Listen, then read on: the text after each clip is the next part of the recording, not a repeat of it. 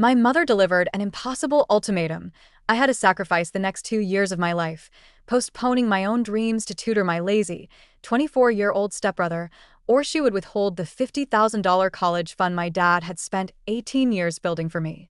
She thought she had me trapped in a corner, leveraging my entire future to fix her failed parenting experiment. What she didn't know was that my dad's lawyer was about to uncover a secret she'd been hiding for a decade, a lie so profound it would not only free my money but leave her completely homeless.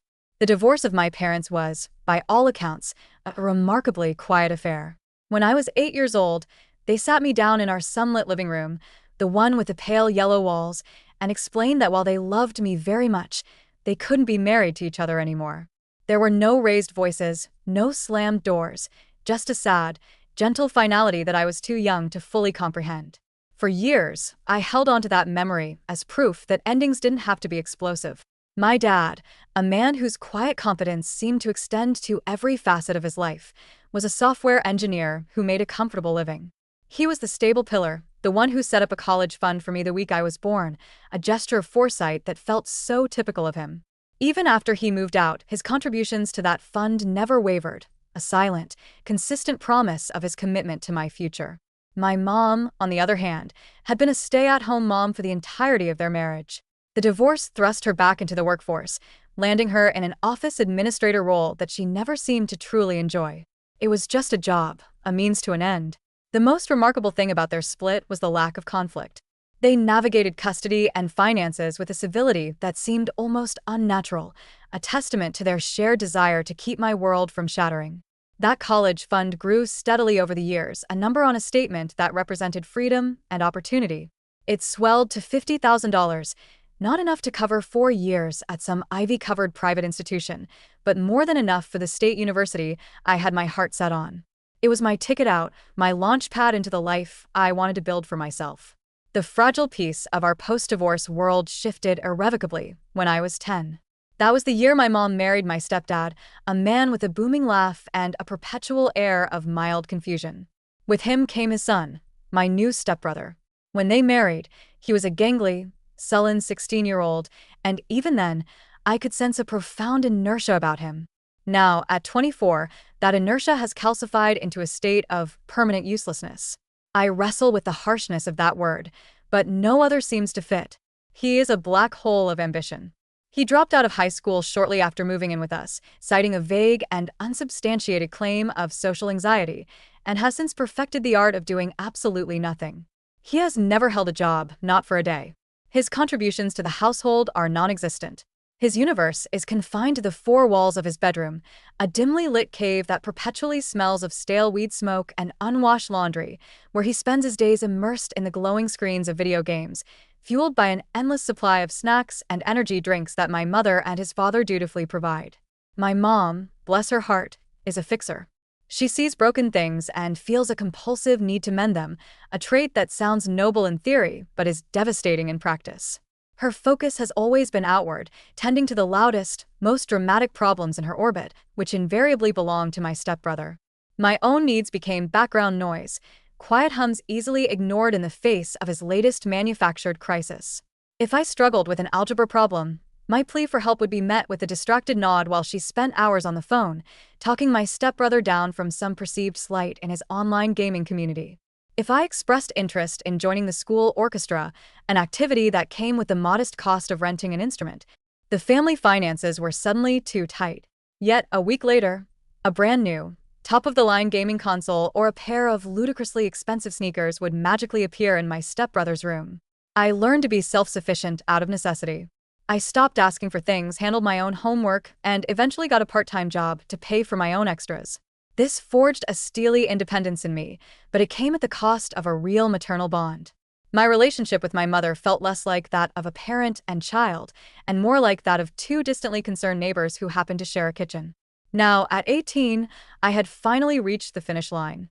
High school was a memory, and my acceptance letter to the state university was framed on my desk, a symbol of the future I had worked so hard for. I had spent the last 2 years bussing tables, saving every penny for books, supplies, and the myriad of expenses that college life entails. My dad and I had spent a weekend in February meticulously navigating the labyrinth of financial aid forms and setting up the final withdrawal plan for my college fund. Everything was perfectly aligned, a clear runway to my new life.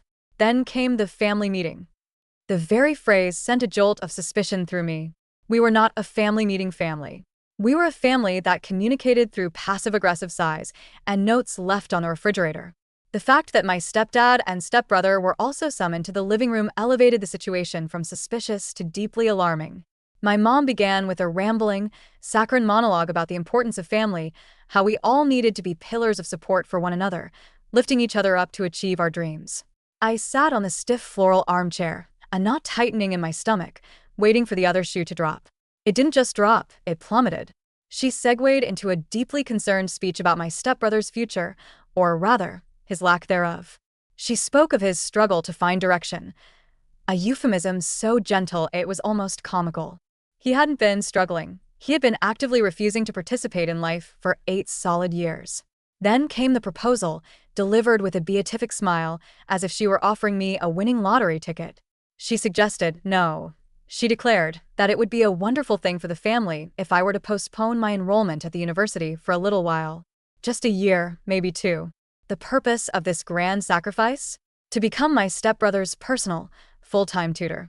I was to dedicate myself to dragging him through a GED program, with the ultimate goal of him one day, perhaps, applying to college himself. I stared at her, certain this had to be a bizarre, elaborate joke. A bead of sweat trickled down my temple. Mom, I stammered, my voice barely a whisper. What are you talking about? My classes start in 6 weeks. I've already registered.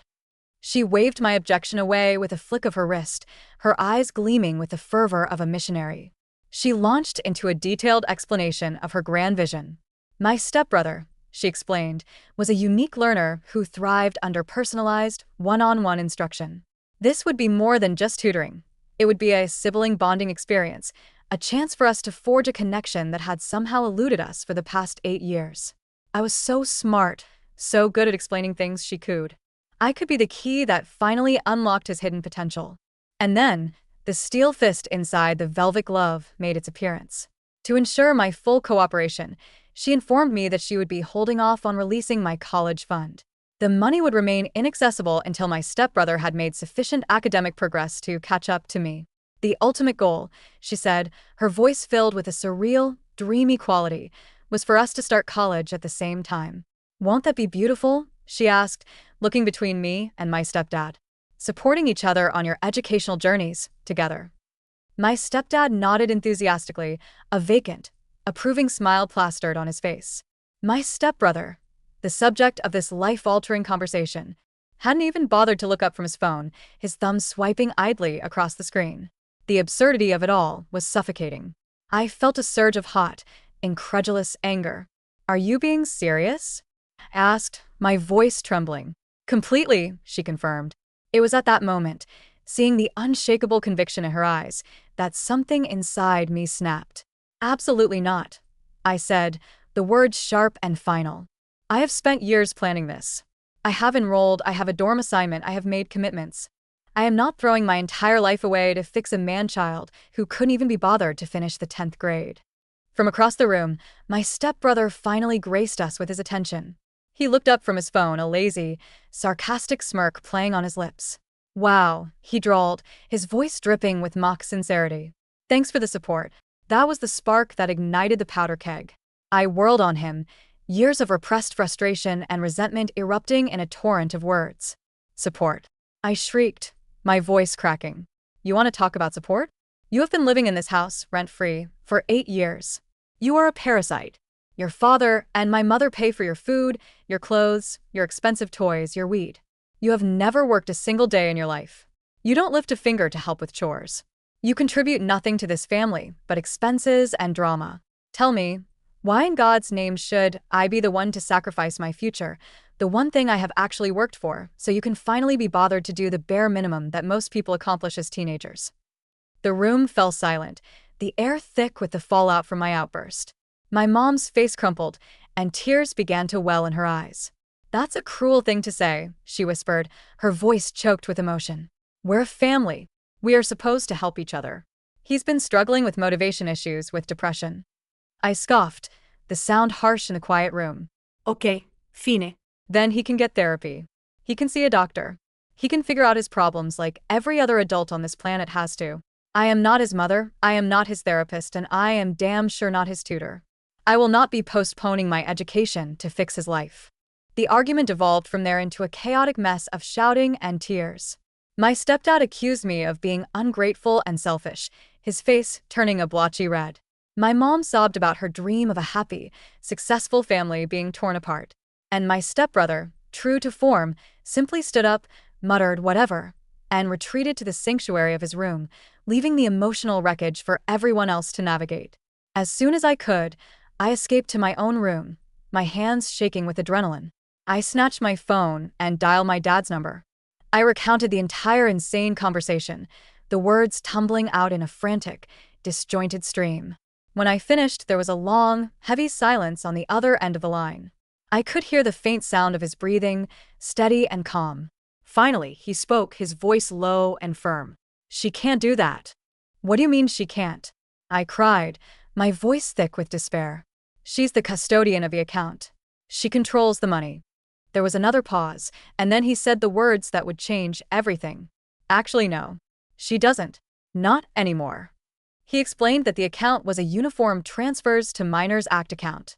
My mother had been the custodian, tasked with managing the funds while I was a minor. But the moment the clock struck midnight on my 18th birthday, full legal control of the account had automatically, irrevocably transferred to me. She had no more authority over that money than a random stranger on the street. The revelation was like a bomb going off in my head, clearing away the smoke of panic and despair. But in the days that followed, my mom acted as if her plan was already in motion. She was a whirlwind of misguided enthusiasm, completely oblivious to the legal reality. She ordered a small mountain of GED prep books from Amazon, their glossy covers a testament to her delusion. She cleared out our formal dining room, a room we hadn't used in years, and began transforming it into a study space, complete with a new desk and a whiteboard. She chattered endlessly about curriculum plans and study schedules.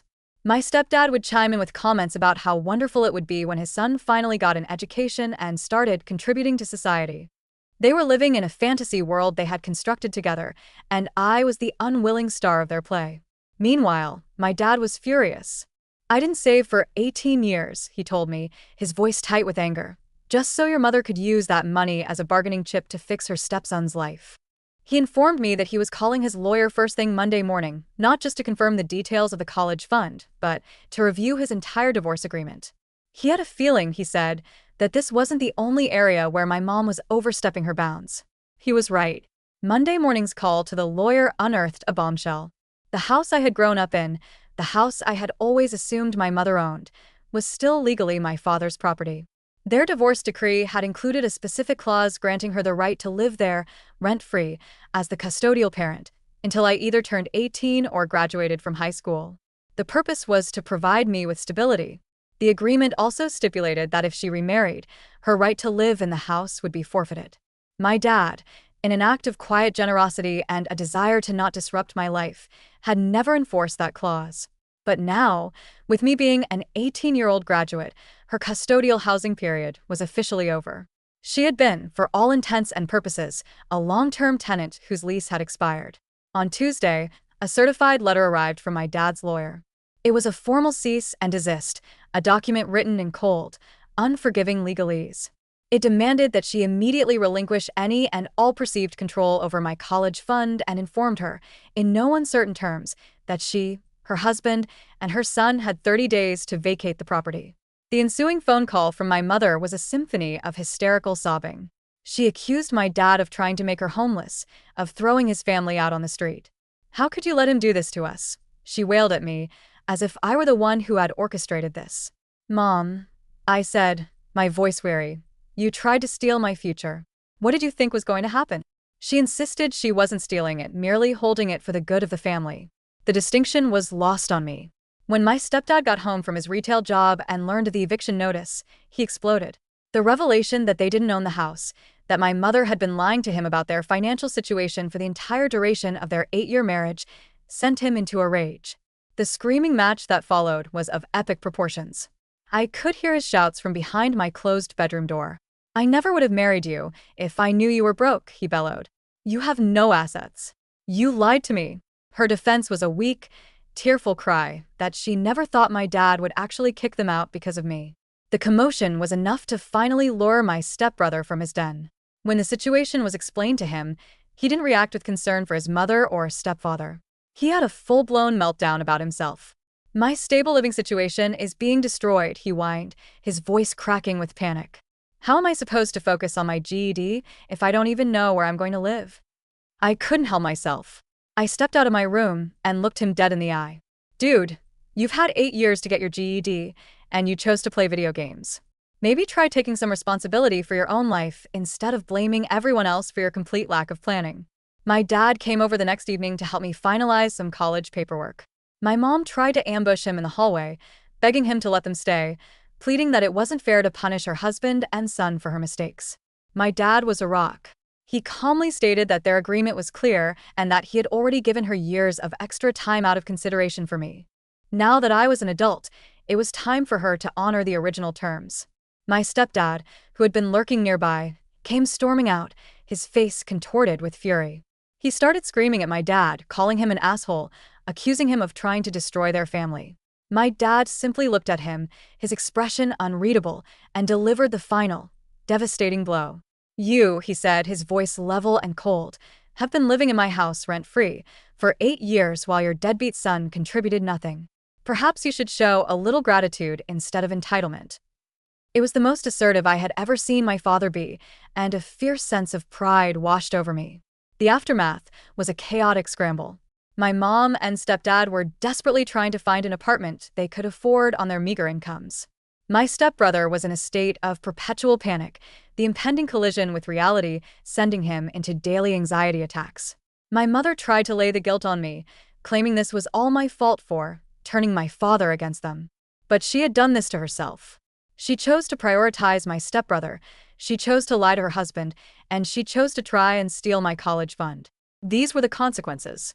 My dad helped me access my money, and my enrollment at State University was secured.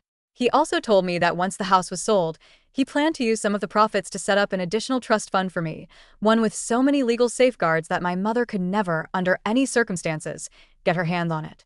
A few months later, my mom and stepdad were forced to move into a tiny, 2-bedroom apartment in a rundown complex 40 minutes away. I had already moved into my dorm, an escape I was profoundly grateful for. The apartment was a shoebox.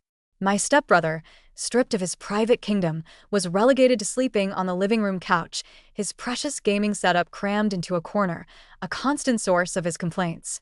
The downgrade was a bitter pill for my stepdad to swallow.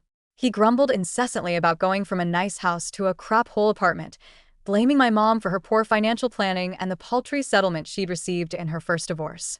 For the first time in nearly a decade, he had to pay rent, a significant chunk of his minimum wage paycheck. The financial strain was immense. My mom took on a second job, waitressing on weekends, on top of her full-time office job. The exhaustion was etched onto her face, dark circles under her eyes, a permanent slump in her shoulders. Her new husband's resentment grew with each passing day. "I thought I was marrying someone with property," he'd sneer at her.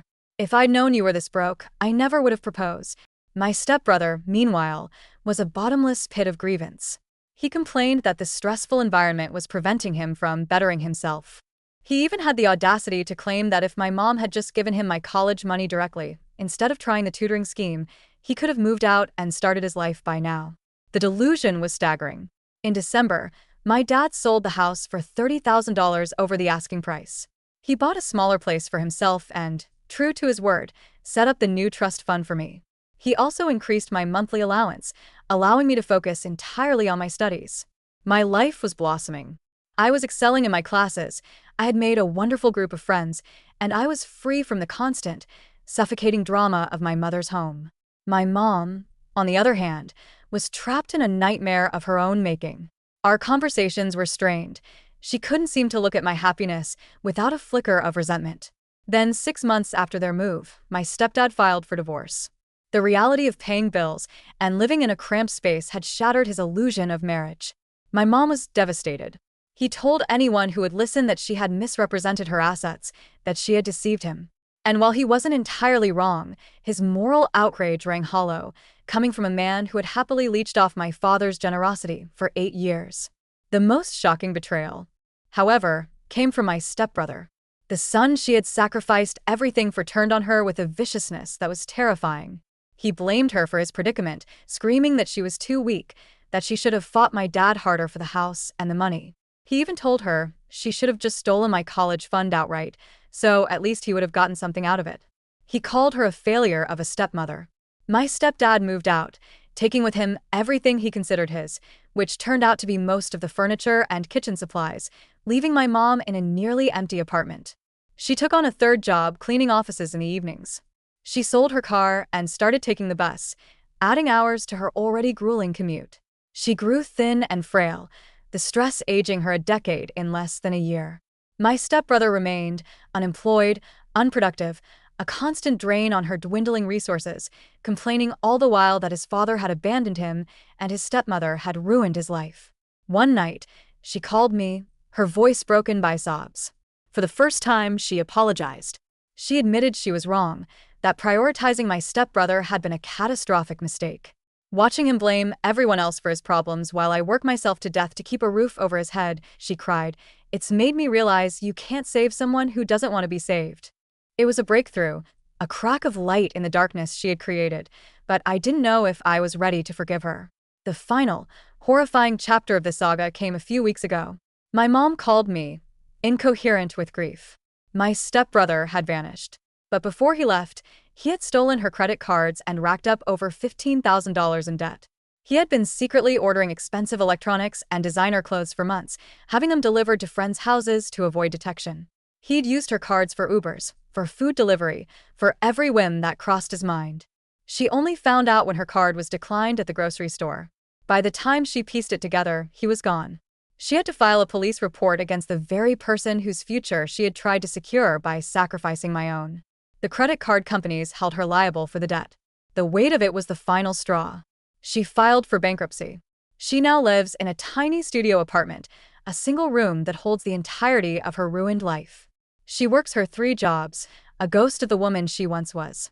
My dad helps her with rides sometimes, but he refuses to give her money, believing, and I think he's right, that this is a lesson she needs to learn for herself.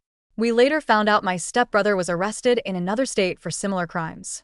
He served a short jail sentence and was released. He has never contacted my mom, never paid back a cent of the money he stole. I am finishing my freshman year with a 4.0 GPA. My life is full of promise and excitement. Sometimes, I wonder what would have happened if I had caved to her demands. I imagine 2 wasted years of my life, trying to teach a boy who refused to learn, only to have him steal from me in the end. At least this way, the consequences of her choices fell only upon herself. She gambled my future to save a broken person, and in the end, she lost everything.